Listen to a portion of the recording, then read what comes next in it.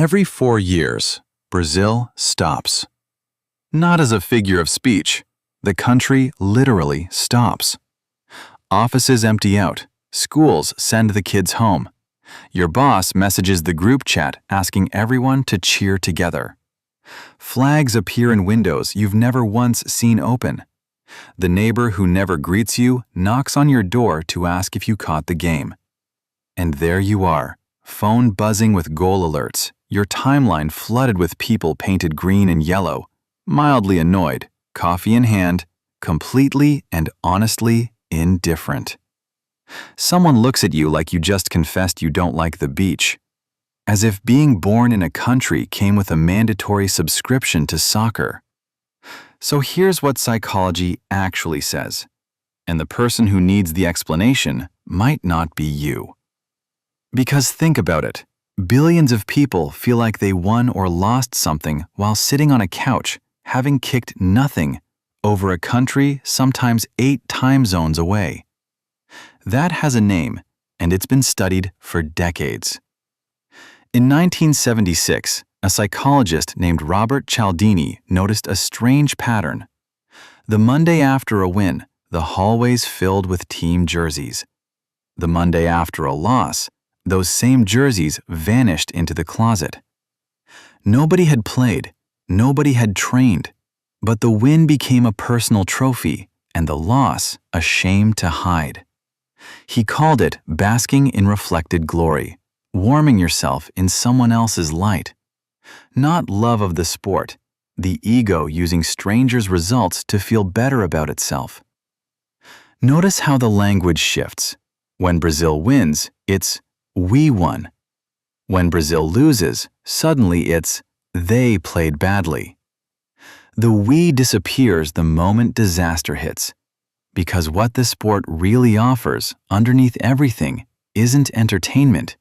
It's belonging, identity, being part of something bigger than yourself. Now here's where you come in. You watched and you felt nothing.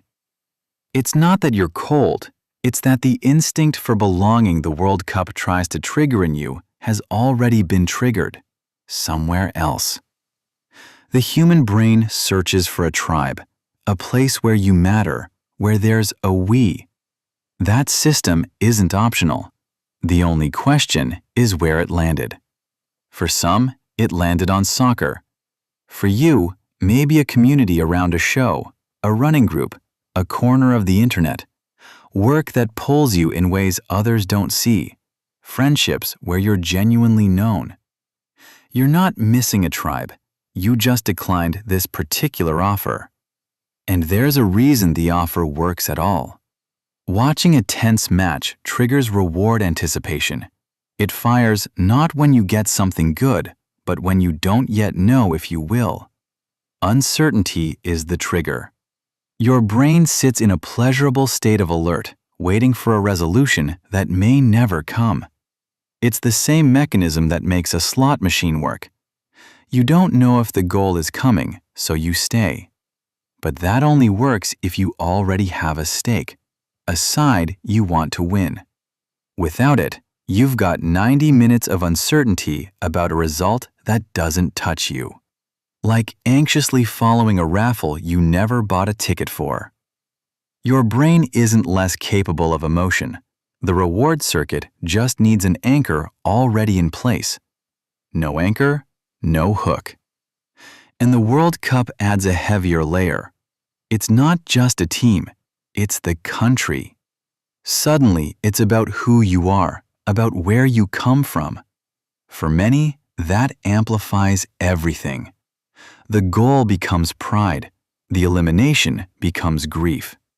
But for an equally large group, it just sounds strange.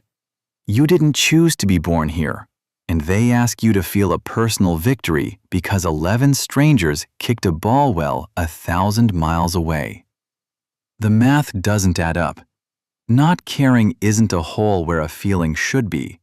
It's a sign your attachment system already has an address, and it's somewhere else.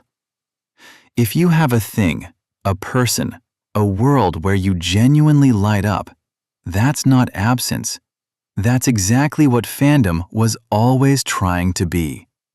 Your brain isn't broken. It just already got found. Somewhere else. If this kind of analysis makes sense to you, the channel has a lot more. Subscribe and hit the